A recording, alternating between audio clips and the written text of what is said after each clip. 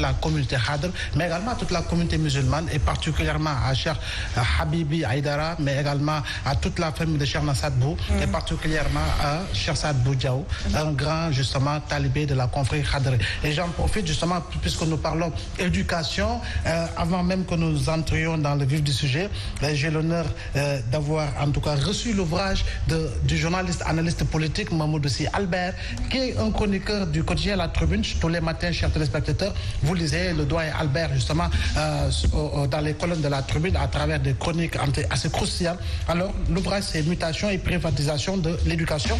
Les trois piliers du système éducatif sénégalais. Il revient sur l'éducation familiale traditionnelle, sur l'école francophone publique et privée, mais également sur l'école coranique. Il a fait en réalité la jonction entre les différents, justement, systèmes éducatifs que l'on connaît au Sénégal. Et c'est édité par les presses universitaires de Dakar. Alors, messieurs, je vous demande d'aller vivement acheter cet ouvrage-là, mais également aux corps enseignants, mais également à tous les Sénégalais. Effectivement. Alors, ce soir, vous l'avez dit, Abdoulaye, nous parlons éducation. Et pour en parler, nous sommes avec Abdourahmane Gueye, secrétaire général de l'UDEN. Vous allez bien, monsieur Gueye? Merci, Néné. Bonsoir. Bonsoir à Abdoulaye. Bonsoir à mon co-débatteur Ousmane, avec qui nous partageons le champ de l'éducation. C'est un plaisir pour nous que de venir vraiment interagir avec les Sénégalaises et les Sénégalais sur des questions de l'éducation.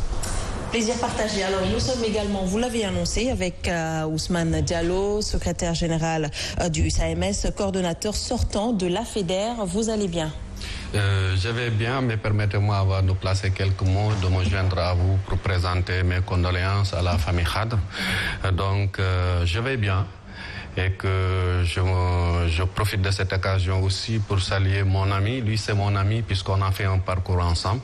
Quelqu'un de très cool, très modeste, et c'est l'occasion de le dire. Et salut à tous les enseignants du Sénégal, et sans oublier également tous nos militants de la centrale, la CNTSV, dont je suis le numéro 2.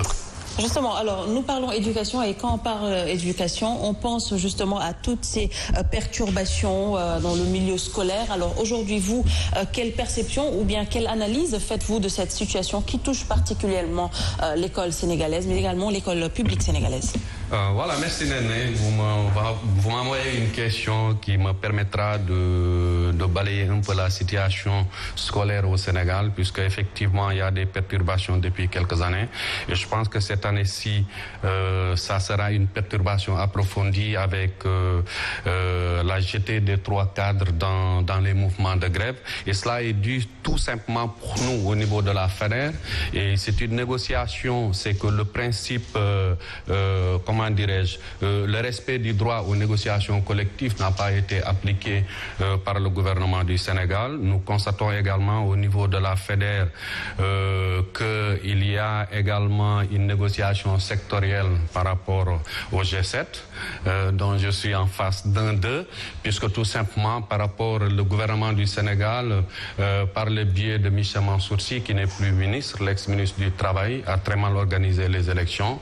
Donc ça veut dire qu'à la sortie de ces élections, il n'y a pas encore un arrêté définitif montrant que celui-là est premier et deuxième. Donc nous ne voyons pas la raison pour laquelle l'autre camp, le G7, ils se bombent la torse pour dire qu'ils sont premiers ou deuxièmes. Je pense que c'est une question de principe, de loi. Vous êtes toujours dans les élections. Oui, mais c'est... Alors qu'en réalité, c'est carrément dépassé, quoi qu'on puisse dire.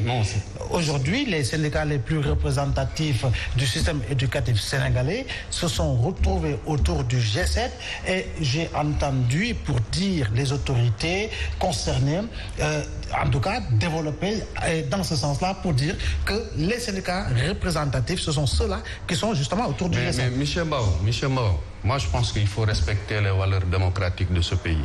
Vous ne pouvez pas me dire aujourd'hui aucun élément du G7 ne peut pas être en face de moi et me dire que je suis premier ou deuxième sans arrêter. Ça, c'est la Constitution.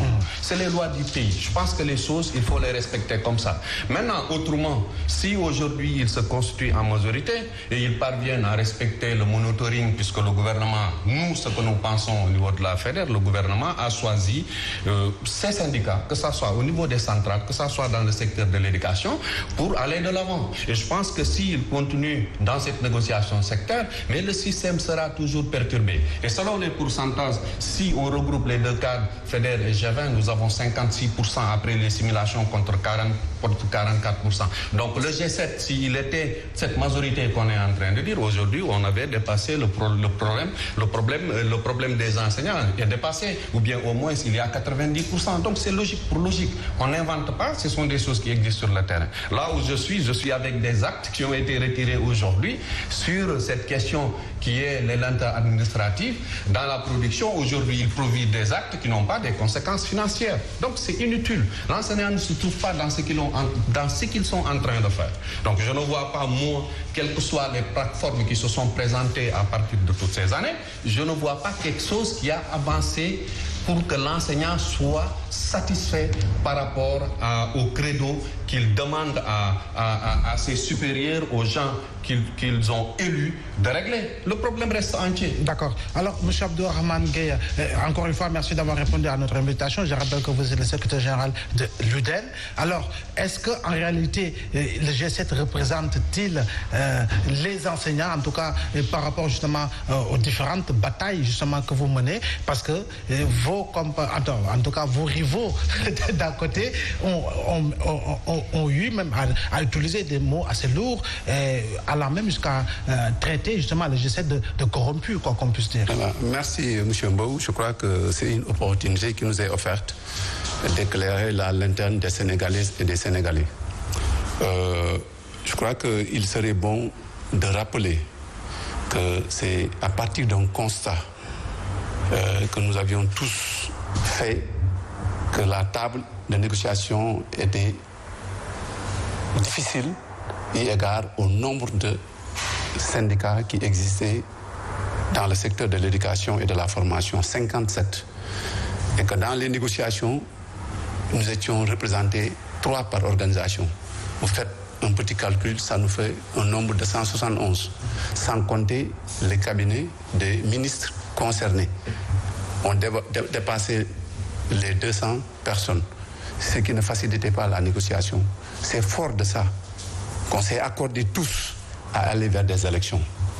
Et ces élections-là, en amont de ces élections, un projet fixant l'organisation nous a été proposé. Et ensemble, nous avons discuté jusqu'à nous accorder sur un arrêté qui est là. C'est cet arrêté-là qui a été signé et qui fait office de loi. Donc, il y a un arrêté qui a été signé. Non, il est là. L'arrêté est là. L'arrêté, il est là. C'est une loi qui est là. Et au terme de ces élections qui ont été organisées par l'administration, les préfets, les gouverneurs, les résultats sont là. Je les mets à votre disposition. Ces résultats-là ont été proclamés en bonne et due forme.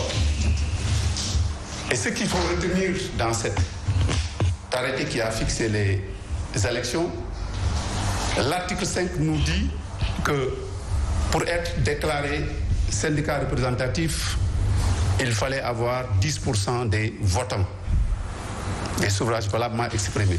Et au terme de ces élections, au niveau de l'élémentaire, il n'y a que 3 syndicats qui ont dépassé les 10%. C'était le CELS, A et l'UDEN. Au niveau du moyen secondaire, c'était le SAEMS, le QSEMS. Au niveau du corps de contrôle, c'était le SCIENS. Mais il y avait un point de l'arrêté qui disait, pour ne pas exclure les Arabes, les arabisants qui n'étaient pas assez nombreux dans le système, il fallait aller vers un cooptage. Le syndicat arabe qui arriverait le premier, et quel que soit par ailleurs le taux qu'il obtiendrait, serait considéré comme représentatif. Voilà ce qui a amené le G7. Je crois que je vous ai donné vous pouvez faire le cumul. Il faut que nous nous respections. Parce que je crois que nous sommes des enseignants, des baptiseurs de conscience. Et si tel est le cas, je crois que la moindre des choses, c'est de respecter ces engagements. Et nous nous étions tous engagés à respecter les résultats. Au terme de ces résultats-là, je crois que nous étions dans les cadres. Ce qu'il fallait faire, c'était de rester dans les cadres-là, de continuer à travailler ensemble pour l'intérêt de l'école sénégalaise et maintenant, au moment des négociations, permettre à ceux-là qui sont déclarés représentatifs de porter les revendications des enseignants. Justement, ça c'est un fait. Ce que je ne comprends pas, c'est justement pourquoi les syndicats ne font pas bloc aujourd'hui, parce que vous vous battez tous pour la même chose, pour justement le respect des accords signés par rapport à vos conditions, par rapport à l'école sénégalaise. Alors pourquoi ne pas faire bloc et engager un même combat? Je vais venir à ça. Je voulais montrer que ce que le Sénégal a fait, c'est ce qui se fait un peu partout dans le monde. J'ai eu le privilège, au nom de mon organisation syndicale, de voyager dans tous les pays, que ce soit en France, en Allemagne, en Belgique, partout. Ce sont des élections qui ont été organisées et les répondants, ce sont ceux-là qui ont déclaré représentatifs. Je crois que ce qu'il fallait faire, c'était de rester dans le gentleman agreement, d'accepter les résultats et de travailler pour les prochaines élections. Je crois qu'aujourd'hui, on ne peut pas nous dire, si nous faisons la comparaison avec les politiques, que ceux-là qui étaient partis pour les élections représentatives et qui n'avaient pas eu le taux pour être députés à l'Assemblée nationale, qu'ils doivent aller au niveau de l'Assemblée pour parler au nom des autres. Mais je crois que non. Et rien ne les empêche d'être des partis politiques. C'est la même chose avec les syndicats. Je crois que quelqu'un qui n'a pas 2%, très sincèrement, il sait qu'il ne peut pas porter la voix des enseignants. Mais nous n'avons pas l'habitude de critiquer les autres. Parce qu'en syndicaliste, ce que nous avons appris, c'est de ne pas attaquer les autres. C'est pourquoi on s'est toujours gardé vraiment de rentrer dans ce débat stérile.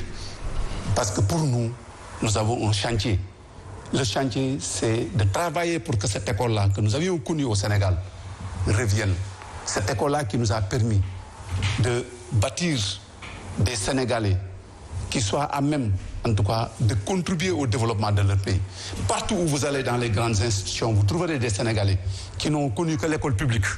Je crois que nous devons travailler à ramener cette école-là, publique de qualité, pour le bien-être des Sénégalais. Et je crois qu'il y a des questions essentielles qui nous attendent.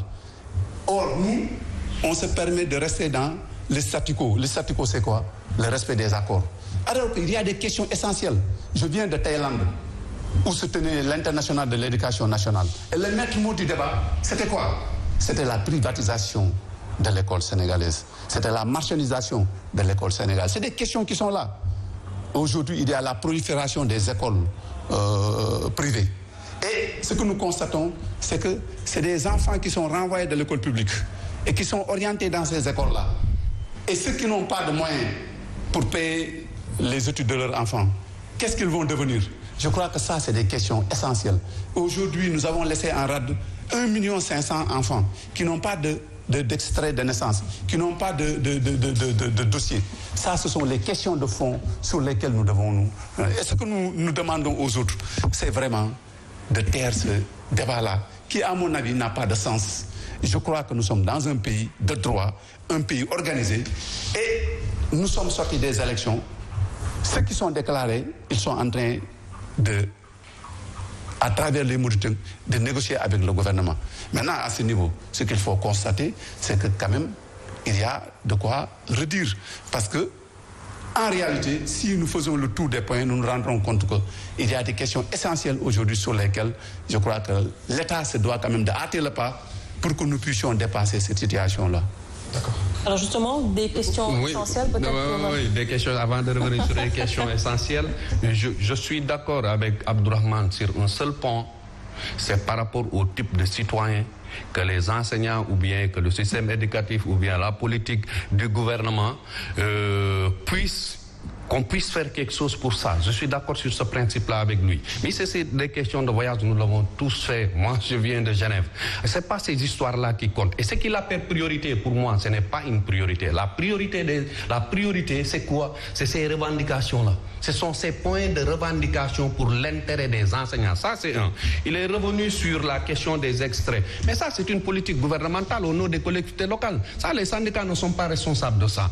La deuxième chose également, il est revenu sur la question de représenter. Je vais lui répondre. Nous sommes dans un pays de droit, je l'ai dit tantôt. Moi, je pense qu'il y a des principes qu'il faut respecter. Leur majorité qui sont en train de pousser, ce sont mes amis, hein. C'est des idées. On discute sur les principes. Je n'ai rien contre lui. Je n'ai rien contre quelqu'un d'autre qui est dans le G7.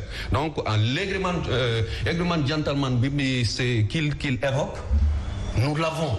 Puisque la FEDER a été cette année la première entité à appeler à une unité d'action.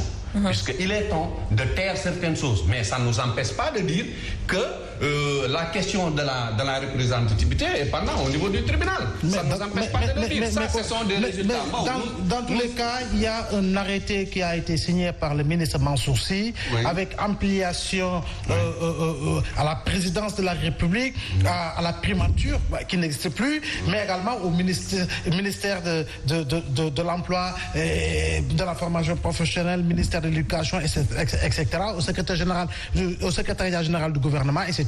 Donc ça, c'est un arrêté. Je crois bien que M. Diallo, est-ce que vous préférez, comme l'affaire est pendante devant la justice, est-ce que vous préférez vous attarder sur des questions en vous tirant dessus, au lieu d'aller faire bloc justement pour aller soulager ces élèves et ces parents d'élèves qui vivent un calvaire depuis plus d'une décennie, compte tenu des grèves récurrentes que l'on note dans le système éducatif sénégalais? Vous m'avez entendu tout de suite.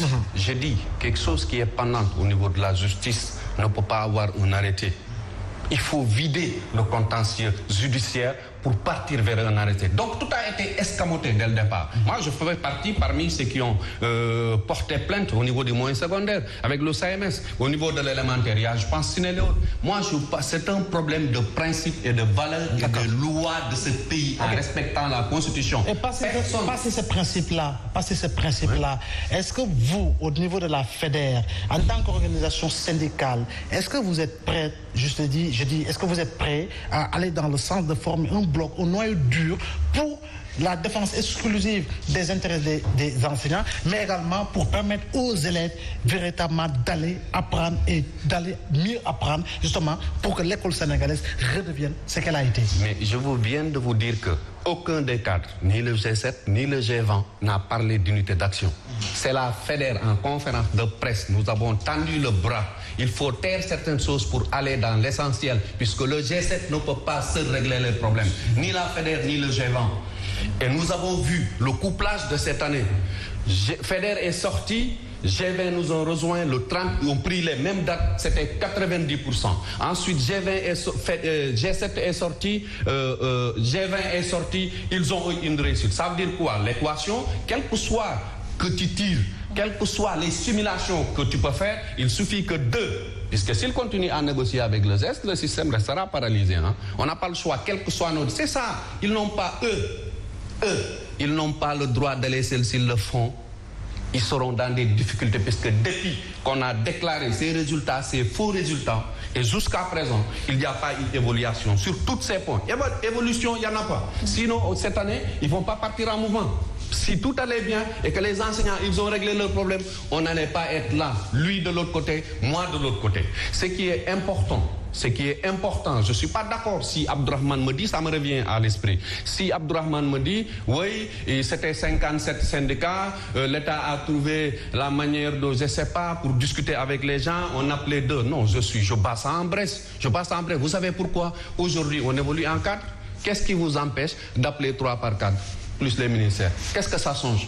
Qu'est-ce que ça change? Ça ne change rien. C'est-à-dire, c'est un prétexte que l'État a utilisé. Peut-être eux, ils n'ont pas compris.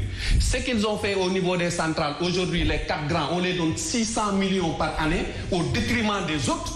Ils n'ont pas pu le réussir au niveau de l'enseignement. Puisque là, c'est des intellectuels, ça va poser beaucoup de problèmes. Mais c'est ça qu'ils voulaient. Mais l'idée derrière, pour eux, a réussi, puisque lorsqu'ils organisaient les élections ici, rappelons-nous bien, il y avait des cadres ici. Dianté avait le grand cadre, c'était plus fort que ce que nous sommes en train de faire. C'est ça la réalité. Concrètement, qu'est-ce que vous voulez ou qu'est-ce que vous envisagez? Ce que nous envisageons, si c'est la FEDER, nous avons tendu les bras. Nous attendons leur réunion, peut-être ça peut se passer ce soir, d'après les informations qu'ils m'ont données. Maintenant, nous avons tendu les bras à G7 et à G20. Si un des cadres nous répond, c'est parti. C'est pourquoi nous avons suspendu notre deuxième plan d'action jusqu'à ce qu'on les écoute. Puisque les gens, il faut les appeler vers l'unité. Et ça, c'est une recommandation de la base au niveau de la FEDER. Je ne sais pas, lui, dans son entité. C'est ça qui va régler en face. Devant nous, nous avons un gouvernement qui est sourd devant le problème des enseignants. Puisque lors du 1er mai au palais, je pense qu'il était là-bas, le président, ce qu'il a dit d'abord, moi, je ne peux pas augmenter, etc., etc., etc. Pour moi, c'est mal dit. Un président de la République, tous les espoirs se portent sur toi. Il y a des leviers que tu peux lever pour régler le problème des enseignants. Vous avez vu la terre ici, vous avez vu les projets qu'ils ont, c'est à coût de milliards. Même s'ils prenaient 5 milliards, dire que alors ça, pour les enseignants, l'année prochaine, dès l'ouverture, nous allons vers quelle est la poche que nous avons mis quelque chose. Ça n'a pas été fait. Le président, il a parlé récemment par rapport à nos malades qui sont en Chine, par rapport à ce virus, mais la réponse du président, c'était une réponse immédiate. Il a des leviers. Qu'est-ce que sert la coopération française entre le Sénégal? Alors, justement, par rapport à ça, je pense qu'il faudrait peut-être qu'on évolue un peu. Oui, la question de représentativité est très importante, peut-être pour vous, les enseignants, mais il faut aussi qu'on pense aux élèves, aux parents d'élèves, alors qu'ils se posent comment va évoluer justement les choses par rapport à la grève, par rapport aux perturbations qui ont été notées. Tout à l'heure, vous avez parlé d'un impact par rapport de la prolifération justement des écoles privées. Alors, quel impact positif par rapport à cela? Parce que si on voit bien, l'école publique aujourd'hui laisse à désirer. Oui, vous me permettrez, avant de répondre à votre question, d'apporter quelques précisions. Je crois que dire qu'un arrêté n'est pas une loi, je crois que c'est méconnaître. C'est pas ce que j'ai dit. Je suis désolé, Abdourahmane, j'ai pas dit ça. C'est pas ce que j'ai dit. M. Diallo, il vous a écouté. Oui, mais tant que vous preniez la parole, mais pour que le débat puisse évoluer, je vous le dis. Respectons les téléspectateurs qui nous suivent. Et ce sont des enseignants, donc vous êtes ce que vous êtes. C'est ça. Alors, c'est-à-dire que je voulais simplement préciser que un projet d'arrêté nous a été proposé et nous l'avions amendé, nous, partis syndicales, avec le gouvernement. J'étais moi-même, en ce moment-là, chargé de l'organisation de l'UDEN. Je n'étais pas secrétaire général. Pendant un mois, on a discuté avec le ministre, pendant des séances. Et le seul point qu'on a extirpé et qui fait différence avec l'arrêté avec les centrales, c'est la subvention. Et aujourd'hui, c'est une question qui est agitée par le G7, parce que nous estimons que ce que nous faisons est d'utilité publique. Et quand une organisation est d'utilité publique, elle a droit à une subvention. Ceci étant, je crois que nous tous nous sommes accordés par rapport à cet arrêté-là pour aller vers ces élections. Et c'est ce qui a amené le résultat dont j'ai fait allusion. Je crois que cette question-là, à mon avis, est dépassée. Parce que, quoi qu'on puisse dire, ce sont les 7 organisations qui sont sur la table de négociation. Et vous n'êtes pas sans savoir que depuis 2018, nous étions dans une grève qui a duré pratiquement 6 mois. Et au terme de cette grève-là, nous avions signé un protocole d'accord avec le gouvernement qui, en réalité, pouvait se résumer en 6 points essentiellement. C'était les lenteurs administratives, c'était les rappels, c'était l'indemnité de logement, c'était la problématique de l'enseignement arabe, c'était les DMC, c'était le reversement des NEPS dans le corps des PCMG. Donc, c'était le système de rémunération, parce que nous avions estimé devoir toucher cette question-là qui, en réalité, avait montré un déséquilibre dans le mode de paiement. Mais il y avait aussi la création de ce que nous avons appelé les administrateurs scolaires. Parce que partout où vous allez dans le monde, mais les écoles sont gérées par des administrateurs civils, que ce soit en France, en Belgique, un peu partout. Mais la spécificité sénégalaise, c'était que nous avions dit que c'était un accord, il fallait laisser les enseignants, mais il fallait les capacités, parce qu'en réalité, ils ne gèrent que du personnel, ils gèrent aussi des ressources financières. Et c'est pourquoi on avait mis sur la table cette revendication. Je reviendrai sur ça, mais pour dire simplement, madame, par rapport à votre question, que les écoles privées, on ne peut pas s'en passer, parce que nous n'avons pas assez d'écoles au Sénégal. Mais il ne faudrait pas aussi que les enseignants que nous sommes, que nous puissions nous comporter d'une certaine façon. Et à ce niveau, nous le disons, sans état d'âme, pour la plupart des écoles publiques, privées, les déclarants, ce sont des enseignants qui évoluent dans le public, qui parfois trouvent le moyen d'exclure ces enfants-là dans le public et de les orienter vers le privé. En tout cas, moi, je suis issu d'une famille de 9 garçons. Si mon père n'avait pas les moyens, et nous tous, nous sommes dans la fonction publique aujourd'hui, si ce n'était pas l'école publique, je ne serais pas là en train de parler avec vous.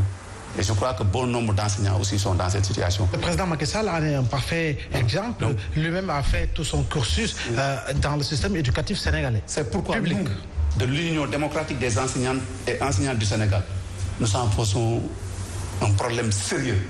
Et nous travaillons pour la préservation de cette école publique qui va permettre d'escolariser, en tout cas de permettre d'outiller les Sénégalais, parce que ce n'est pas parce que nous n'avons pas les moyens que nous n'avons pas le droit d'être formés pour devenir un citoyen.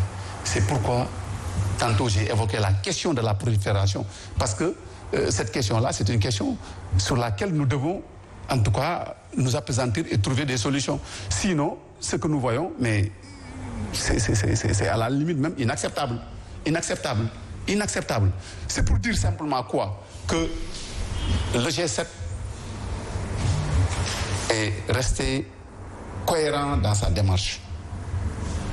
Nous avons signé un protocole d'accord, nous avons fait l'évaluation des points d'accord et nous nous sommes rendus compte que les enseignants, aujourd'hui, par rapport à la carrière, ont des difficultés parce que peinent à rentrer dans leurs actes. Parfois, ils sont dans des coins les plus reculés du Sénégal. Malgré les difficultés, ils parviennent à réussir à leur examen professionnel. Mais pour rentrer dans leur décision d'admission, c'est des difficultés. Une fois qu'ils sont avec ces décisions-là, pour être actés, c'est des difficultés. Vous êtes actés, il faut attendre encore pour être aligné. Mais le paradoxe, c'est quoi? C'est que, et c'est ça qui n'est pas acceptable, c'est que quand on vous donne votre rappel, c'est un rappel qui est surimposé. Et à ce niveau, je crois que nous avions trouvé un parade avec le gouvernement. C'est vrai que c'est une loi qui est impersonnelle et qui s'applique à tous. Mais quand vous devez de l'argent à quelqu'un, vous l'accumulez pendant 2 ans. Je crois que si tu dois récupérer ton impôt, tu dois tenir compte de ce nombre d'années d'accumulation. Mais si vous le faites d'un seul coup, il est évident que tu vas le léser. Et c'est dans ce sens-là qu'on avait demandé au gouvernement, mais vraiment d'être regardant. Et je crois que nous, on était dans la dynamique de trouver une solution. Malheureusement, le ministre d'antan, qui était Mangara, le ministre du budget, a été éjecté de son portefeuille. Et c'est ce qui a fait que, cette, en tout cas, démarche qui était entreprise pour trouver une solution à cette question est un problème. Donc la question de la carrière, elle est là. Mais la question du système de remédiation dont j'ai fait allusion tout à l'heure, mais on ne peut pas accepter d'être de la hiérarchie A1 et qu'un autre qui est dans un corps autre que dans le secteur de l'éducation et qui soit dans la même hiérarchie que nous puisse nous payer 2 ou 3 fois. Parce qu'ils ont des indemnités induites, n'est-ce pas, que nous n'avons pas. Et le président s'était engagé à corriger ce dysfonctionnement. Malheureusement, notre espoir a été comme du beurre sur le soleil. Parce que moi-même, je représentais l'UNSAS lors de cette audience qui nous avait accordée lors de la fête du 1er mai. J'étais avec mon ami Ousmane dans la salle au palais. Mais il nous a dit, oui, je suis d'accord que nous avons commandité un audit qui a révélé ces manquements-là. Mais nous avons décelé qu'il y a des corps qui ont des indemnités induites qui font que leurs salaires sont élevés. Mais nous ne pouvons pas niveler vers le haut. Je crois que ça, en termes décodés, ça veut dire qu'on ne peut pas corriger. Et ça, on ne saurait l'accepter. Et c'est pourquoi on avait initié une marche nationale. Mais malheureusement, nous avons été infiltrés par certains. Et ça n'a pas abouti. Et je crois que nous avons appris une leçon de ce qui s'est passé et le G7 a déjà déroulé 2 plans d'action et demain on se retrouvera au siège du CUSEMS pour évaluer et si nécessaire aller vers un 3e plan d'action. De toute façon, ce que nous avons retenu, en tout cas nous de l'UDEN en interne, c'est que la logique voudrait que l'on aille vers un 3e plan d'action. Parce qu'en réalité, rien n'a été réglé par rapport en tout cas aux questions essentielles dont j'ai fait cas tout à l'heure. D'accord, à ce niveau, M. Diallo, vous permettez quand même de vous poser la question. Alors, à ce niveau, M. Diallo, quel est le point, sinon les différents points, qui aujourd'hui, pour pousser la FEDER à véritablement une levée de bouclier? Oui, mais ça c'est énorme, puisque le G7 n'a pas pu assumer. puisqu'il a parlé de grève là où ils ont signé un accord. Mais cette grève de cette année, rappelez-vous bien, c'est la FEDER qui était au début et à la fin de cette grève. Et malheureusement, lors des négociations, le gouvernement a choisi G7. Il y avait des situations de représentativité, il y avait beaucoup de choses. Donc voilà, ils l'ont fait, ils n'ont qu'à l'assumer. Pour parler de leur légitimité. Si on revient sur les points, la formation diplômante des enseignants, mise en solde, fin des lenteurs administratives, paiement des rappels d'intégration, de validation, l'ouverture des négociations, la fin de la surimposition dont il vient de développer, parmi tant d'autres la question des parcelles. La question des parcelles, pour nous, FEDER, c'est une question de réajustement. Le gouvernement a des terres, ils peuvent prendre là où ils veulent. Ils donnent ça aux enseignants. Maintenant, le problème qui se pose, c'est une question pendante, puisqu'il y a des syndicats qui ont eu des terrains, et il y a une partie qui reste, ils n'en parlent plus pour ce qui reste. Voilà le problème de fond. Donc, ils n'ont aucun point n'a été réglé parmi ces points. L'autre, la formation les sortants de PASTEF de 2013, de FASTEF. Jusqu'à présent, ils n'ont pas été recrutés. Qu'est-ce qui sert à une administration, au gouvernement de former des gens que tu ne peux pas recruter? Il a parlé aujourd'hui du reversement des MEPS dans le corps des... Là, nous sommes d'accord. Mais la question de la formation, elle n'est pas réglée. La question de l'IPRES pour les corps émergents, ce n'est pas encore réglé. Je suis désolé, ils n'ont rien réglé. C'est ça, moi je parle des faits. Si aujourd'hui quelque chose de palpable a été touché, mais nous sommes démocrates, nous allons applaudir. Mais ils ont négocié seuls, mais ça ne revient pas. Maintenant, je reviens par rapport à l'école publique. Je suis d'accord avec lui. Nous sommes tous des fils de Badola qui ont été formés dans ces écoles. Nous sommes d'accord. Mais aujourd'hui, c'est l'administration galopante éducative qui est responsable de cette prolifération des écoles privées autour et à travers. Certains n'ont même pas de papier valable.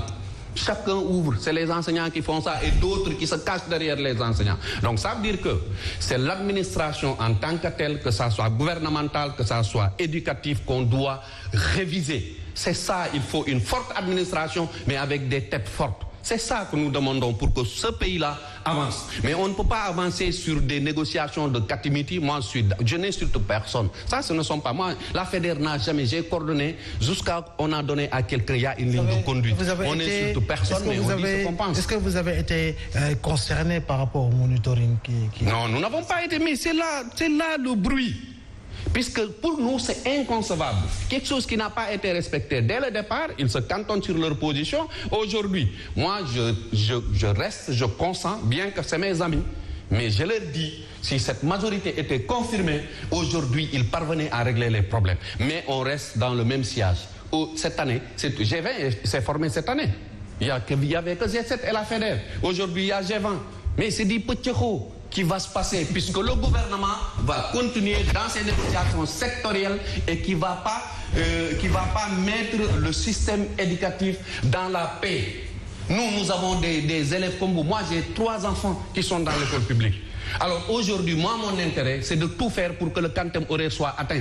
Mais nous sommes élus par les enseignants. Nous sommes là pour leur carrière. Donc je pense qu'il faut taire. Nous avons lancé un appel à tout. Il faut taire ces problèmes cristaux-personnels. C'est pourquoi nous avons lancé appel. Rien ne nous empêche, quels que soient nos différends, de faire une unité d'action avec le G20, de faire une unité d'action avec le G7, si nous sommes là pour l'intérêt des enseignants. En tout cas, nous FEDER. Vous êtes prêts pour ça? Non, nous sommes prêts. On a dit en conférence de presse. Vous êtes prêts pour ça, malgré le fait de tirer toujours à boulet rouge? Non, mais ça ne nous empêche pas de tirer. L'unité d'action, c'est différent de l'unité organique. C'est différent. L'unité organique, c'est impossible, puisqu'il y a des différences de personnalité dans tous les cadres. Maintenant, l'unité d'action, on peut décréter ensemble. Le test a été fait cette année, mais ça a marché. Ça a inquiété le gouvernement. Énormément de difficultés, énormément de choses à régler. Oui, mais madame, je crois que je vais vous demander de lire l'article 5 de cet arrêté-là. Et c'est clair. Je crois que... sur la base d'appréciation et de la représentativité, l'article 5 dit que la représentativité de chaque organisation syndicale du secteur privé de l'éducation et de la formation est déterminée à l'échelon national sur la base des résultats obtenus lors des élections au sein de chacun des 3 collèges ci-après. collège de préscolaire et élémentaire, moyen secondaire, corps de contrôle. C'est bien cela. Allez-y. Est déclaré représentatif dans un collège tout syndicat qui atteint le seuil des... c'est pas bien clair, de 10% des suffrages valablement exprimés au sein du dit collège. Alors, les pouvoirs publics doivent tenir compte des résultats des élections dans les séances de concertation, de consultation et de négociation, ainsi que pour la représentation des personnels enseignants, notamment la participation de droit à toute négociation collective les concernant, la participation à certaines instances de dialogue social dans le secteur public de l'éducation et de la formation, comité du dialogue social, secteur éducation, formation, commission de gestion démocratique, table de concertation, commission nationale consultative de mutation des personnes. Mais je crois que c'est clair. Si on se base sur le papier, c'est clair. Mais il faut partir vers l'historique. Je suis désolé. Il n'est pas d'accord avec vous. Je suis désolé. Mais on le laisse terminer. Si on s'en réfère à ça, je vais répondre. Je crois qu'on peut comprendre pourquoi le G7 est sur la table de négociation depuis 2018. Je crois que ce qu'il doit faire, c'est d'accepter que ce soit ces syndicats-là qui soient les représentants des enseignants que nous sommes. Et rien ne les empêche de mener leurs activités, n'est-ce pas? On peut même se retrouver dans un grand cadre. Et au moment de portage, laisser ceux qui ont la légitimité et la légalité de porter notre voix. Je crois que si tant est vraiment de travailler pour l'intérêt de l'école, rien ne nous empêche d'adopter cette... Et surtout par rapport à l'appel qu'il a lancé. Nous n'avons pas de problème, nous. Je crois que... on m'a posé la question, j'ai dit, je n'attaque personne, moi. Parce que c'est ce que nous avons appris de Mamadou Ndoye, de Mamadou Diop Castro et d'Awad. On n'attaque pas un autre syndicat. Mais si on veut aller ensemble avec quelqu'un, la moindre des choses, c'est de lui montrer un respect. Mais on ne peut pas traiter quelqu'un, n'est-ce pas, de corrompu, traiter quelqu'un de tous les noms d'oiseaux. On a même entendu quelqu'un sur les plateaux dire que c'est parce qu'on est allé chez le président, on nous a donné du mafé. Je crois que quand même ça, c'est élémentaire et c'est même indigne d'un enseignant que nous sommes. Parce que... Est-ce que lui qui le dit a atteint la barre des 2%? Non, il a 1,98%, les résultats sont là. Quand vous n'avez pas 2%, vous ne pouvez pas porter la voix des enseignants. C'est ça la réalité aussi. Il faut que... Je crois que ce n'est pas une manière de les attaquer, mais c'est une manière de rester dans les principes. Moi, je crois que chacun a le droit de mener ses activités. Mais justement, personne n'a le droit. Quelle est la base de cette division? Pourquoi tout le monde veut justement porter la voix des enseignants? Non, mais c'est-à-dire que c'est aussi clair. Oui. Vous savez que la prolifération des organisations, mais elle n'est pas seulement récurrente au niveau de l'enseignement. Elle est aussi sur le champ politique. Elle est partout. Parce que le Sénégalais, quand il ne dirige pas, n'est-ce pas, pour lui, il n'existe pas. Ensuite, peut-être qu'il pense que bon, il y a des privilèges de voyager, des privilèges. C'est plus pour les privilèges. Mais c'est surtout ça. Parce qu'en réalité, pour ceux qui ont créé après des syndicats, parce que si nous interrogeons l'histoire, nous nous rendrons compte qu'il fut un moment, il n'y avait que 4 syndicats ici au Sénégal. Il n'y avait que 4 syndicats. Mais c'est à la suite qu'il y a eu prolifération. Je suis d'accord qu'il y a un manque de démocratie dans certaines organisations syndicales. Il y a un manque d'organisation dans certaines organisations syndicales. Mais à mon avis, c'est minime par rapport en tout cas aux ambitions personnelles. Et je crois que, en tout cas, en ce qui nous concerne, nous de l'Union démocratique des enseignants et des enseignants, nous l'avons toujours dit. Et l'UDEN peut se glorifier d'avoir un vécu de 33 années d'existence. Ce que l'UDEN a fait, aucune organisation ne l'a fait. Nous sommes la seule organisation à avoir bâti sur fonds propres 4 cités habitées par les enseignants. Aujourd'hui, nous pouvons nous glorifier que par la formation que nos mandats ont reçue, le système est quasiment géré par des militants purs et durs de l'UDEN.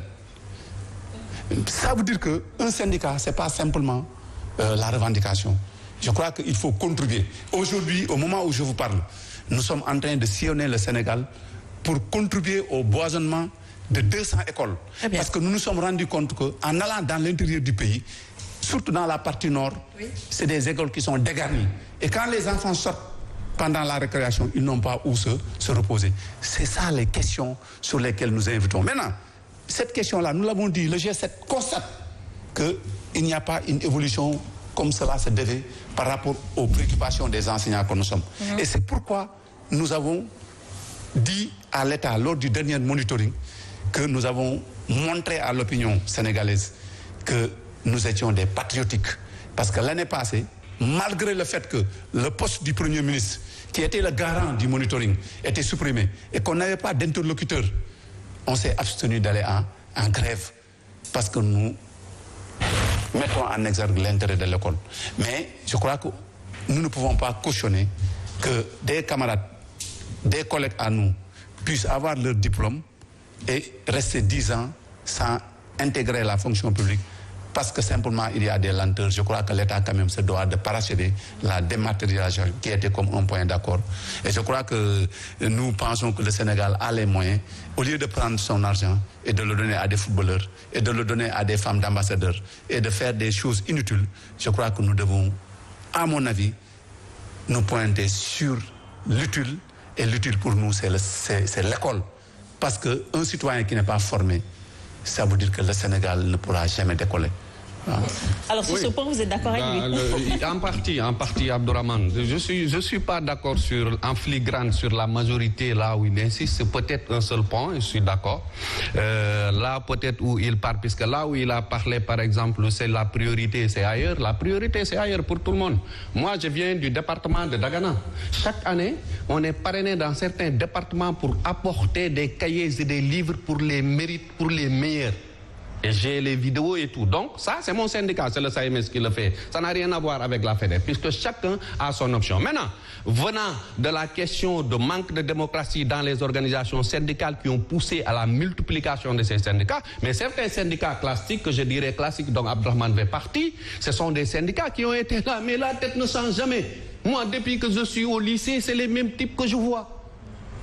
Moi, le SAEMS est né en 2014. Donc c'est une nouvelle génération de syndicalisme. Si c'est la formation au niveau de l'IDEN, moi je suis très bien formé à la synthèse FC de Mme Bahaou. Je suis son premier adjoint chargé de la massification nationale, au-delà de l'enseignement. Et donc nous englobons des syndicats d'enseignants dans ce que nous faisons. Une partie de la FEDER fait partie de cette centrale. Donc le problème, ce n'est pas cette question. Je dis, cher Abdourahmane, le problème, c'est régler ces points-là qui sont dans les plateformes du G7, G20 et la FEDER, à part quelques différences près. C'est ça la priorité d'abord, avant de parler quoi que ce soit, puisque s'ils ont les moyens, si le gouvernement, si vous avez beaucoup de check-off, mais c'est normal, vous avez un budget avec votre coopérative, avec les parcelles qu'ils vous ont données, mais la position que tu as, moi j'ai pas cette position, celui qui est venu en 2014, qui n'a pas de terrain, qui a ces cotisations qui n'essayent d'évoluer. Donc je pense quand le gouvernement doit régler. Et puis autre chose, vous l'avez parlé du dialogue social, vous me rappelez l'agence de Mme Innocente, c'est là où c'est pas sérieux. Vous savez, c'est qu'il y a des gens, moi j'insulte pas, j'ai jamais insulté, tu m'as jamais entendu insulter un seul gars du G7, puisque c'est pas de mes prérogatives. Mais sur le plan principe et le débat idéologique, je m'en vais à fond sans parti pris. Le dialogue social de Mme Innocence, je l'ai dit à 24 heures, l'interview d'aujourd'hui, ils l'ont sorti le lundi. Excusez-moi de parler de ça, le journal est ici. Le dialogue social, c'est inclusif, nous le savons tous puisque nous sommes des intellectuels. Excusez-moi du voilà. Ça c'est un. La deuxième chose, le rôle de cette agence que coiffe cette dame, c'est toutes les perturbations, toutes les entités qui vont crier par conférence de presse et poser des plateformes revendicatives, c'est les appeler. Mais les écouter. Écoutez, c'est ce qui se fait, non? Elle n'est pas dans son rôle. C'est ce qui se fait normalement. Jusqu'à